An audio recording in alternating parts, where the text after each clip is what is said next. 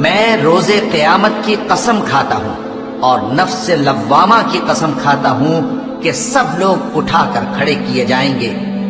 کیا انسان یہ خیال کرتا ہے کہ ہم اس کی بکھری ہوئی ہڈیاں اکٹھی نہیں کریں گے؟ ضرور کریں گے، اور ہم اس بات پر قادر ہیں کہ اس کی پور پور درست کر دیں۔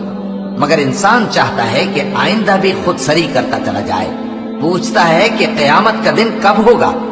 سو جب آنکھیں چندھیا جائیں اور چاند گہنا جائے اور سورج اور چاند جمع کر دیے جائیں، اس دن انسان کہے گا کہ کہاں ہے بھاگنے کی جگہ؟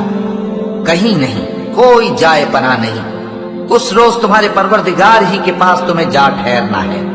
اس دن انسان کو جو عمل اس نے آگے بھیجے اور جو پیچھے چھوڑے ہوں گے سب بتا دیے جائیں گے، بلکہ انسان آپ اپنا گواہ ہے، اگرچہ عذر و معذرت کرتا رہے۔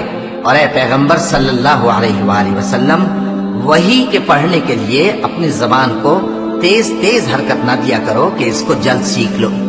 اس کا جمع کرنا اور پڑھانا ہمارے ذمے ہے، سو جب ہم اسے پڑھا کریں تو تم اس کو سنا کرو اور پھر اسی طرح پڑھا کرو۔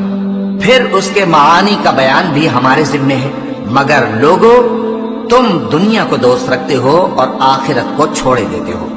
اس روز بعض چہرے رونقدار ہوں گے، اپنے پروردگار کی طرف نظر کیے ہوئے ہوں گے، اور بہت سے چہرے اس دن اداس ہوں گے، خیال کریں گے کہ ان کے ساتھ کمر توڑ معاملہ کیا جائے گا۔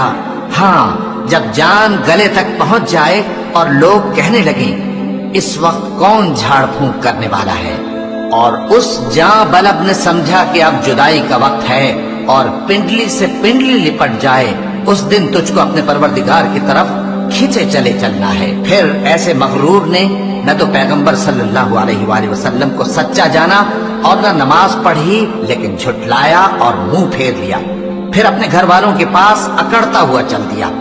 خرابی ہے تیری، خرابی پر خرابی ہے، پھر خرابی ہے تیری، خرابی پر خرابی ہے۔ کیا انسان یہ خیال کرتا ہے کہ اسے یوں ہی چھوڑ دیا جائے گا؟ کیا وہ منی کا جو ٹپکائی جاتی ہے ایک قطرہ نہ تھا، پھر لوتھڑا ہوا، پھر اللہ نے اس کو بنایا، سو اس کے اعضاء کو درست کیا، پھر اس کی دو قسمیں بنائیں، مرد اور عورت۔